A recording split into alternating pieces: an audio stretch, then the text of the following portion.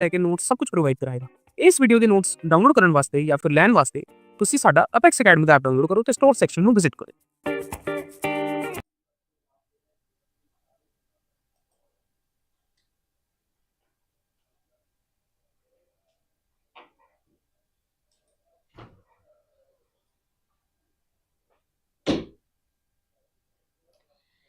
Hello students, welcome to Punjab degree classes. तो आज की क्लास में हम जो टॉपिक डिस्कस करने जा रहे हैं जो कि पीयूपी के सिलेबस में है आपका editing, coding and report writing. तो इसमें क्या है ये हम बहुत ही सिंपल तरीके से समझेंगे, ठीक है। और कोशिश करेंगे कि सारी टर्म्स हमें समझ में आए और इसके क्या यूजेस हैं, इसका क्या मतलब है, ये सारी चीजें हम इस क्लास में देखेंगे, ठीक है। तो आप जुड़े रहिए हमारे साथ आखिर तक। तो सबसे पहले तो एडिटिंग, कोडिंग और रिपोर्ट राइटिंग, इनका मतलब क्या है, ठीक है। सबसे पहला एडिटिंग, ये टर्म, ये चीज हम सबको पता है, ज्यादातर लोगों को। अब क्योंकि अब एआई का जमाना है तो अब सबको ही एडिटिंग के बारे में काफी नॉलेज है, बट फिर भी हमें डेफिनेशन तो लिखनी होती है, हमें उसके बारे में लिखना ही होता है, परिभाषा कि एडिटिंग होती क्या है। ये आप एक ऐसा प्रोसेस कह सकते हैं या फिर एक ऐसी प्रक्रिया कह सकते हैं जिसमें आप कोई भी डेटा कलेक्ट कर रहे हैं। मान लो आपने कोई भी डेटा कलेक्ट कर लिया, अब उसमें आपने क्या किया, उसको एनालाइज कर रहे हो, उसको देख रहे हो कि इसमें कोई गलती तो नहीं है, ठीक है, या फिर कोई चीज और ऐड तो नहीं करनी। तो ये ही, इसी प्रोसेस को क्या बोलते हैं, इसी प्रोसेस को, प्रक्रिया को एडिटिंग कहा जाता है। मतलब मैंने क्या कहा, जो इसमें लिखा हुआ है एक बार वो डेफिनेशन भी पढ़ लेते हैं, ठीक है। क्या कहा गया है, editing is the process of examining collected data to detect and correct errors. जो कि मैंने आपको समझाया कि हम क्या करते हैं, डेटा को हमने कलेक्ट किया, डेटा कुछ भी हो सकता है, कोई भी चीज हो सकती है। आप मान लो कोई बुक लिख रहे हो, है ना, तो उसके रिगार्डिंग, उसके रिलेटेड आप क्या करते हो, इंफॉर्मेशन लेते हो और इकट्ठा करते हो चीजें, फिर उसके बाद लिखना शुरू करते हो। तो जब आप लिखते हो तो आपको ऐसे लगता है कि नहीं, इसमें ये चीज नहीं होनी चाहिए, ये चीज इसको हटा दे, मतलब इसको हम हटा सकते हैं, इसको हम डिलीट कर सकते हैं, रिमूव कर सकते हैं, और ये इसमें और ऐड कर देते हैं। तो उसी प्रोसेस को क्या बोला जाता है, एडिटिंग बोला जाता है, ठीक है। तो यहाँ पे आपका क्या है, editing is the process of examining, ठीक है, examining collected data to detect and correct errors. Error हो गया, ओमिशन हो गए, इनकंसिस्टेंसी, मतलब कि कोई भी गलती को आप क्या कर रहे हो, हटा रहे हो, रिमूव कर रहे हो, उसको ही क्या कहा जाएगा, एडिटिंग कहा जाएगा, ठीक है। Okay, a data collection through questioners और schedules, the researchers check whether responses are complete, accurate and logically consistent। तो हम उसमें देखते क्या हैं, ठीक है, हम एडिटिंग कर क्यों रहे हैं, ताकि हमें ये पता लग सके कि जो भी हमने डेटा कलेक्ट किया है क्या वो पूरे हैं, वो सही हैं, ठीक है। मतलब कि वो पूरे भी होने चाहिए, साथ में वो सही भी होने चाहिए, एक्यूरेट भी होने चाहिए। ऐसे हम कुछ भी डेटा नहीं बना सकते। किसी को भी ऐसे, अब मान लो आप कोई बुक ही लिख रहे हो या फिर न्यूज़पेपर में कोई आर्टिकल छापना है कि मान लो कोई बीमारी फैली है, तो उसमें आप क्या कर रहे हो, ये बता रहे हो कि इतने % लोग इससे इन्फेक्टेड हैं, मतलब इतने लोगों को ये बीमारी हो गई है। तो वो डेटा आपका एक्यूरेट होना चाहिए, सही होना चाहिए और पूरा होना चाहिए। मतलब कि हम जो डेटा को एनालाइज कर रहे हैं, ये सारा टॉपिक आपका डेटा एनालिसिस में ही आ रहा है। तो उसके लिए क्या करें, हम जब डेटा देख रहे हैं, जो भी हमने लिखा है या फिर जो भी हमारे पास है, जब हम उसको देख रहे हैं तो वो कंप्लीट होना चाहिए और वो एक्यूरेट होना चाहिए। और अगर उसमें कोई भी गलती है तो उसको हम क्या करते हैं, हटा देते हैं, ठीक है। तो उसको ही क्या कहा जाएगा, एडिटिंग कहा जाएगा। तो एडिटिंग पे ही क्या कह सकते हैं, एडिटिंग इंश्योर्स द रिलायबिलिटी, मतलब भरोसा, भरोसा बनता है इससे, and validity of research data before analysis. तो जब भी एनालिसिस होती है उससे पहले क्या किया जाता है, एडिटिंग की जाती है। मतलब जब भी हम कोई डेटा देख रहे हैं, मतलब किसी रिसर्चर को या फिर किसी हेड को, फॉर एग्जाम्पल हमने कोई भी डेटा बनाया, अब वो ऐसा तो है नहीं वो ऐसे सीधे छाप देंगे, वो पहले उसको देखेंगे कि ये छापने लायक है कि नहीं है, ये सही है कि नहीं है। तो एडिटिंग हम क्या कह सकते हैं, ये और रिलायबिलिटी को बढ़ा देता है, ठीक है, ये रिलायबिलिटी को इंश्योर करता है कि इस पे मतलब भरोसा किया जा सकता है कि हाँ आपका जो डेटा है वो पूरा है और एक्यूरेट है। ठीक है, तो एडिटिंग से हम क्या समझे कि वो प्रोसेस जिसके थ्रू आप क्या करते हैं, वो प्रक्रिया जिसके थ्रू आप कोई भी गलती आपके डेटा में है तो उसको हटाते हैं। ठीक है, ओके, या फिर ऐड भी कर सकते हैं, ऐसा कुछ नहीं है। ठीक है, तो यहाँ पे आपको ट्रांसलेट करके भी दिया गया है। नोट्स के लिए भी अगर आपको ये नोट्स चाहिए तो आपको क्या करना है, आप सिंपली यहाँ पे हमारे ऐप पे जा सकते हैं। अब ऐप को डाउनलोड करने के लिए, क्योंकि काफी बच्चों को मुश्किल आ सकती है, जिनके पास एंड्रॉयड डिवाइस हैं वो प्ले स्टोर में जाके एपेक्स एकेडमी सर्च करेंगे, वहां से आप हमारे ऐप को इंस्टॉल कर सकते हैं। साथ ही साथ जिनके पास आईफोन है वो क्या सर्च करेंगे, माई इंस्टीट्यूट। माई इंस्टीट्यूट में आपसे ना एक कोड पूछा जाएगा, सिर्फ एक कोड पूछेंगे जो कि है आपका QQZAN। ये कोड फिल करने के बाद, वेरीफाई करने के बाद आप हमारे ऐप पे विजिट कर सकते हैं, ऐप पे जा सकते हैं। वहां पे आपको कोर्सेज का ऑप्शन दिखेगा, क्योंकि वहां पे बहुत सारे कोर्सेज होंगे। तो ऐसे है कि आपको जो कोर्स के रिगार्डिंग चाहिए, वो नोट्स चाहिए, तो आप वहां पे सर्च कर सकते हैं। कोर्सेज आपको यहाँ पे शो हो जाएंगे, देखो ऐसे कोर्सेज आपको शो होंगे। आप वहां पे कोर्स सर्च करके अपना, और जो भी आपको नोट्स चाहिए वो वहां से आप परचेज कर सकते हैं। ठीक है, तो ये सारे के सारे आपको नोट्स जो हैं वो ऐप पे मिल जाएंगे। साथ के साथ अगर फिर भी आपको कोई क्वेरी होती है तो आपको जो कॉन्टैक्ट नंबर है वो शो हो रहे होंगे। साथ ही आप हमें टेलीग्राम पर भी फॉलो कर सकते हैं। टेलीग्राम पे भी साथ के साथ हम क्वेश्चंस या नोट्स PDF डालते रहते हैं, तो वहां पे भी आप हमारे साथ जुड़ सकते हैं। ठीक है, ओके। सो कॉन्टैक्ट नंबर आपको प्रोवाइड किया गया है, कॉन्टैक्ट करके आप जिस भी कह सकते हैं कि जो भी आप ग्रेजुएशन में जो भी कोर्सेज कर रहे हैं, आपको कोई नोट्स चाहिए हो तो आप यहाँ से ले सकते हैं। ठीक है, आप क्वेरी अपनी दूर कर सकते हैं। ओके, तो हमने क्या पढ़ा था अभी कि एडिटिंग क्या होती है। अब एडिटिंग का ऑब्जेक्टिव क्या है, एडिटिंग हम कर ही क्यों रहे हैं, तो इसके क्या क्या रीजन है।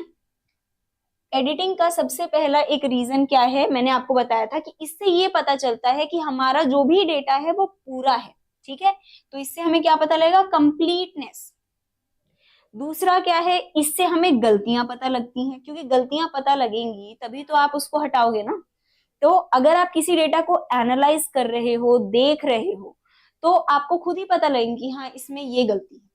तो एडिटिंग का मतलब ही क्या है, ताकि मैं उसमें जो भी गलतियां हैं उनको देख पाऊं, डिटेक्ट कर पाऊं। ठीक है, फिर उसके बाद है कंसिस्टेंसी मेंटेन करना। अब जो भी आपका डेटा है, जो भी डेटा है वो कंसिस्टेंट होना चाहिए। ऐसे नहीं कि पहले कुछ और बात बताइए फिर किसी और चीज पे जंप कर दे, ऐसे नहीं है, कंसिस्टेंट होना चाहिए। नेक्स्ट उसके बाद एक्यूरेसी, कि वो सही होना चाहिए, एक्यूरेट होना चाहिए, ऐसे ही कुछ भी हवा में बातें नहीं करनी। ठीक है, नेक्स्ट है आपका डेटा को बनाने के लिए, किस चीज के लिए, ताकि हम उसकी कोडिंग भी कर सकें। अब सबसे पहले क्या है, आपने डेटा बनाया, उसकी एडिटिंग की, फिर उसके बाद क्या होगी, उसकी कोडिंग भी की जाएगी। कोडिंग क्या होता है वो हम आगे समझेंगे, पर हम डेटा प्रिपेयर कर रहे हैं, डेटा को बना रहे हैं ताकि हम उसकी कोडिंग कर पाए और उसकी एनालिसिस कर पाए। ठीक है, ये इतना लंबा प्रोसेस होता है, बट हमें बस टर्म्स को समझना है। ठीक है, तो इसका ऑब्जेक्टिव हमें समझ में आ गया। ओके, अब कितने टाइप की एडिटिंग होती है, दो टाइप की एडिटिंग होंगी आपकी। एक तो फील्ड एडिटिंग, फील्ड एडिटिंग जो कि इन्वेस्टिगेटर करता है डेटा कलेक्शन के बाद। इन्वेस्टिगेटर किसको कहा जाता है, जो इन्वेस्टिगेशन कर रहा है, या फिर आप कह सकते हैं कि जो देख रहा है उसको। ठीक है, इन्वेस्टिगेट कर रहा है, उस डेटा पे काम कर रहा है, वो आपका क्या है, done by investigator after data collection, वो आपका क्या हो गया, फील्ड एडिटिंग। और सेंट्रल एडिटिंग क्या कहा जाएगा, जो ऑफिस में किया जाता है, बाय एक्सपीरियंस्ड एडिटर्स। मतलब जो ऑफिस में किया जाता है वो आपका सेंट्रल हो गया, और जो आपका इन्वेस्टिगेटर द्वारा किया जाता है वो आपका फील्ड एडिटिंग हो गया। ठीक है, तो यहां से हमें दो टाइप पता लग गई एडिटिंग की। मतलब एडिटिंग पे काफी आपको देखो कितने अच्छे सही नोट्स मिल गए। पहले आपकी डेफिनेशन हो गई, फिर ऑब्जेक्टिव हो गए, तो इसके रिगार्डिंग अगर क्वेश्चन आएगा तो आप कितना कुछ उसमें लिख सकते हो। और अगर आप इसी तरीके से लिखो ना, क्योंकि एक ना प्रेजेंटेशन होती है, पेपर लिखने का भी एक तरीका होता है। अब ऐसे नहीं कि कुछ भी आप लिखे जा रहे हो, खूब सारा लिखे जा रहे हो। अगर आपने ऐसे टॉपिक वाइज बना के कि हाँ ये है, ये चीज है, उसको अंडरलाइन कर दिया, देन उसके बाद कि हाँ ऑब्जेक्टिव, फिर उसके बाद इसका, इसके टाइप्स, इसके बेनिफिट्स, ऐसे अगर आप लिखो तो जो चेक करने वाला होता है ना, एग्जामिनर होता है, एग्जामिनर कह दिया मैंने, जो चेक करने वाला पर्सन होता है वो बहुत ही ज्यादा इससे खुश होता है, और वो ऐसे भी मतलब बिना पढ़े तो नहीं कह सकते, बट वो काफी अच्छे नंबर उस स्टूडेंट को देते हैं, क्योंकि प्रेजेंटेशन के भी नंबर काउंट किए जाते हैं। ओके, तो यहाँ पे आपका क्या है, कोडिंग। अब मैंने आपको बताया था कोडिंग की जाएगी कब, एडिटिंग के बाद। तो कोडिंग में होता क्या है, कोडिंग एक शॉर्ट फॉर्म कह सकते हैं। हमारे पास बहुत सारा डेटा है, बहुत सारा डेटा है। मान लो हम कोई टॉपिक समझा रहे हैं और उसके लिए हमारे पास बहुत सारा डेटा है, पर मुझे अब वो किसी और को समझाना है 5 मिनट में, तो मुझे उसकी समरी बनानी पड़ेगी, मतलब उसको शॉर्ट फॉर्म में कन्वर्ट करना पड़ेगा। तो अगर मैं एग्जाम्पल दूं कि कोई एक स्टोरी मैंने सुनी, 4-5 पेज की वो स्टोरी थी, अब मुझे वो किसी और को बतानी है, तो मैं वो 4-5 पेज तो नहीं पढ़ूंगी ना, मैं क्या करूंगी, उसकी समरी जो भी है वो मैं उसको बता दूंगी। तो इसी को कोडिंग कहते हैं, शॉर्ट फॉर्म। ठीक है, तो coding is the process of assigning symbols और numbers to responses for easy classification and tabulation. तो क्या कहना चाहते हैं, हम क्या करेंगे, डेटा को समझना इजी हो जाए। कैसे इजी हो जाए, ताकि मैं उसको क्लासिफाई कर पाऊं। क्लासिफाई कर दिया है ना, जैसे हम क्या करते हैं, काफी सारे स्टूडेंट्स होंगे ऐसे जिन्होंने फ्लो चार्ट देखे होंगे, या फिर टेबल्स, टेबल्स तो सबने ही देखे होंगे, जिसमें हमें थोड़ा सा ही डेटा पता लग जाता है कि ये किस चीज पर है। जैसे मैं एग्जांपल दूं कि 4 अलग अलग कलर की कार्स हैं, ठीक है, या फिर आप कह लो 2 व्हीलर है, 3 व्हीलर है, 4 व्हीलर है, ऐसे करके टेबल बनाई है, कितनी कितनी है, कौन कौन से एरिया में है। अगर मैं ये टेबल बना दूं तो कितना इजीली समझ में आएगा।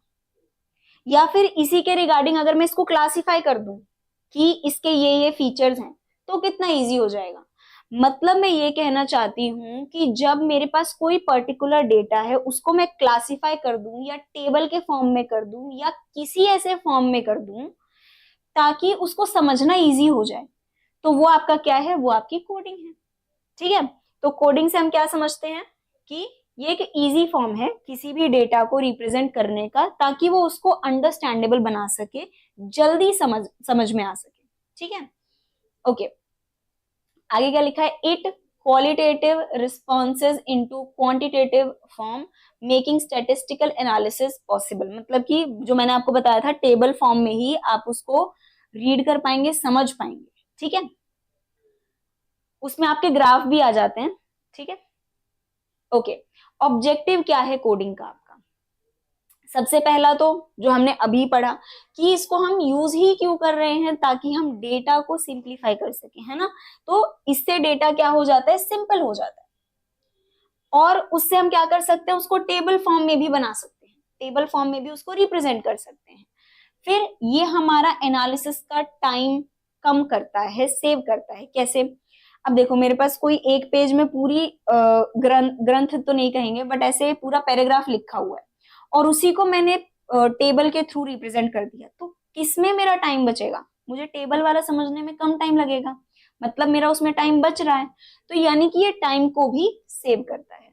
फिर है टू इंश्योर यूनिफॉर्मिटी, की मतलब कि यूनिफॉर्मिटी से क्या समझ रहे हैं हम, कि इससे आपको सारी चीजें समझ में आ रही कि हाँ इसके बाद क्या होगा, इसके बाद क्या होगा, सारा कुछ। तो ये आपका जो कोडिंग है, इसके ऐसे मतलब ये 4 ऑब्जेक्टिव्स हैं कि ये डेटा को सिंप्लीफाई करेगा, उसको आप टेबल फॉर्म में भी बना सकते हो, साथ के साथ वो आपका एनालिसिस का टाइम बचाएगा और यूनिफॉर्म बनाएगा उसको।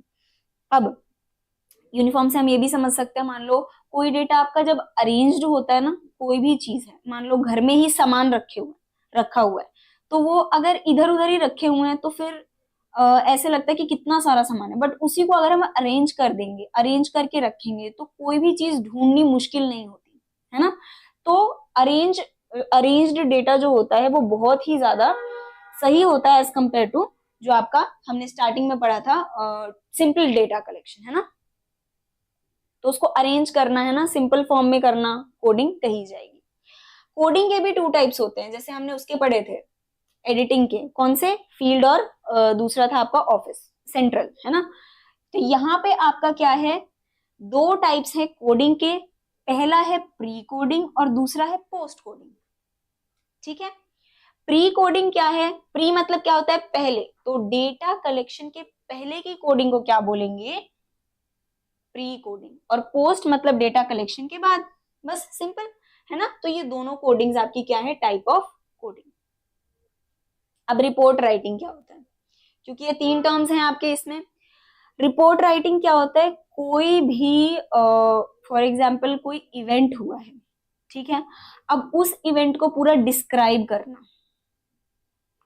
मैं एग्जाम्पल दे रही हूँ, उस इवेंट को पूरा डिस्क्राइब करना, उसको एक स्ट्रक्चर्ड फॉर्म में लिखना, फिर उससे उससे आपको क्या फीडबैक आपको देना है, रेकमेंड क्या करना है, ये होता है रिपोर्ट राइटिंग का मतलब आप कहीं पर गए, आपको कोई एक्टिविटी दी, मतलब मान लो आपको बोला कि आप कोई सेमिनार अटेंड करने गए, ठीक है, आपने उस पर रिपोर्ट बनानी है, तो आप क्या करोगे, अब वहां पे गए, आपने जो भी चीजें सुनी, जो भी समझा, वो आपने लिखा, अब आप उसके लिए क्या फीडबैक दे रहे हो, उसके रिगार्डिंग क्या रेकमेंड कर रहे हो, क्या बता रहे हो, वो भी आपका रिपोर्ट राइटिंग में आता है, और ये सारा का सारा स्ट्रक्चर्ड फॉर्म में होता है, तो उसको ही मैं क्या बोलूंगी, रिपोर्ट राइटिंग। क्या बोल रहे हैं यहाँ पे, report writing is the final step of research. पहले क्या किया आपने, एडिटिंग की, उसके बाद कोडिंग की, उसके बाद आपने रिपोर्ट राइटिंग की, ठीक है, मतलब एक लास्ट स्टेप है आपका, जो आपके इसमें आ रहा है डेटा कलेक्शन में, या फिर कह सकते डेटा कलेक्शन कहते हैं रिसर्च में, ठीक है। तो ये फाइनल स्टेप होता है आपका रिसर्च का, जिससे आपका एक एमसीक्यू भी बन सकता है कि फाइनल स्टेप क्या होता है आपका रिसर्च का।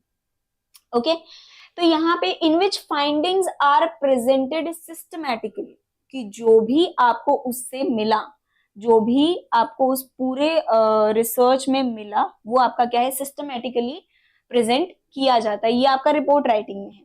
It communicates the objectives, methodology, analysis, result, conclusion, मतलब कि वो बताएगा कि मेरे ये रिसर्च करने का मतलब क्या है, मतलब क्या ऑब्जेक्टिव था, मैंने क्यों किया ये रिसर्च, ठीक है, कैसे किया, फिर उसकी एनालिसिस, मतलब कि मैंने क्या देखा, क्या गलतियां मिली, क्या है ना, सारा एनालिसिस किया, और उससे मुझे क्या रिजल्ट मिला, और उसका कंक्लूजन एट लास्ट की आपने क्या क्या, मतलब एक तरीके से फीडबैक भी कह सकते हैं, कंक्लूजन क्या मिला आपको, ये सब करने पे आपको क्या कंक्लूजन मिला। ओके, और ये सारी चीजें एक स्ट्रक्चर्ड फॉर्म में होंगी, स्ट्रक्चर्ड फॉर्म मतलब कि एक स्ट्रक्चर में होंगी, कि हाँ ऐसे करके इसके बाद ये है, इसके बाद ये है, इसके बाद ये है, ठीक है। Okay, a good research report is logical and objective, ठीक है, तो मतलब कि आपका एक एट लास्ट ये कहना चाहते हैं कि रिपोर्ट राइटिंग आपका हमेशा स्ट्रक्चर्ड फॉर्म में होगा, ये लास्ट स्टेप होता है, सबसे आखिरी स्टेप होता है आपके रिसर्च का, जिसमें आप एडिटिंग और कोडिंग के बाद पहुंचते हैं, और इसमें जो भी आपने चीजें समझी रिसर्च के थ्रू, वो एक स्ट्रक्चर्ड फॉर्म में होती हैं। ये स्टेप्स बहुत इंपॉर्टेंट हैं, जो ये अगर ये टर्म्स आप लिखते हैं पेपर में तो और ज्यादा अच्छा आपका पेपर दिखता है, ठीक है। तो ये जरूर लिखना कि ऑब्जेक्टिव क्या था, देन मेथोडोलॉजी, एनालिसिस, फिर उससे क्या रिजल्ट मिला, क्या कंक्लूजन रहा, ये सारी चीजें, ठीक है। ये एज इट इज आपको पंजाबी और हिंदी में भी यहाँ पे प्रोवाइड किया गया है, तो इसको भी आप जरूर रीड करें, ठीक है, नोट डाउन भी कर सकते हैं, कोई दिक्कत नहीं है, आप पॉज करके नोट डाउन कर सकते हैं। सबसे पहला ऑब्जेक्टिव क्या रहा है, ऑब्जेक्टिव क्या है आपके रिपोर्ट राइटिंग का, ठीक है। सबसे पहला तो ये आपकी रिसर्च फाइंडिंग, जो भी आपको रिसर्च के थ्रू मिला है वो बताता है ना, वो और लोगों को कम्युनिकेट, मतलब क्या होता है, ट्रांसफर करना, इंफॉर्मेशन को ट्रांसफर करना, तो ये इंफॉर्मेशन ट्रांसफर करता है बाकियों तक, ठीक है। नेक्स्ट है आपका टू प्रोवाइड परमानेंट रिकॉर्ड, कि एक परमानेंट रिकॉर्ड बन गया कि हाँ ये मैंने डेटा जो है ये इस रिगार्डिंग मैंने रिसर्च की थी, तो ये एक परमानेंट रिकॉर्ड बन गया। और फ्यूचर रिसर्च को गाइड करने के लिए, क्योंकि हम क्या करते हैं, कभी कभी हमारे रिसर्च से रिलेटेड ऐसे टॉपिक भी होते हैं जो पिछली जो रिसर्च हो गई उससे रिलेटेड भी हो सकते हैं, है ना, उसके आगे के हो सकते हैं, कि हाँ इससे इन्फ्लुएंस है, इससे प्रभावित है, तो हम क्या करते हैं कि जो फ्यूचर रिसर्च है, आगे जो रिसर्च होंगी उनको गाइड करने के लिए भी हमारी रिपोर्ट राइटिंग, जो हमारी रिपोर्ट है वो काम आ सकती है। देन उसके बाद क्या है, to help in decision making, तो कोई भी फैसला लेने के लिए भी हमारी रिसर्च जो है वो काम आ सकती है ना। मान लो कोई मेडिसिन बनानी है तो उसके में भी आपकी रिसर्च जो है, किसी भी रिगार्डिंग आपकी अगर रिसर्च है और आगे उससे रिलेटेड कोई चीज आ रही है तो आपकी रिसर्च वहां पे यूज की जा सकती है डिसीजन मेकिंग में, ठीक है, फैसला लेने के लिए। तो ये सारे क्या है, ऑब्जेक्टिव्स हैं आपके रिपोर्ट राइटिंग के, ठीक है। नेक्स्ट आपके टाइप्स क्या हैं रिसर्च रिपोर्ट के, तो ये आपके मेनली 4 टाइप हैं।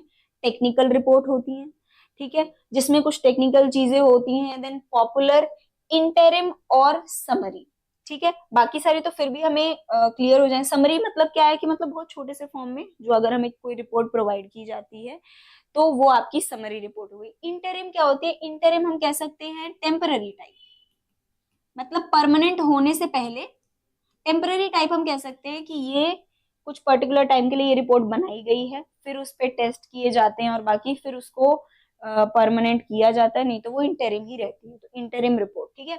और टेक्निकल रिपोर्ट्स और पॉपुलर रिपोर्ट, तो ये आपकी 4 टाइप होती हैं रिपोर्ट की।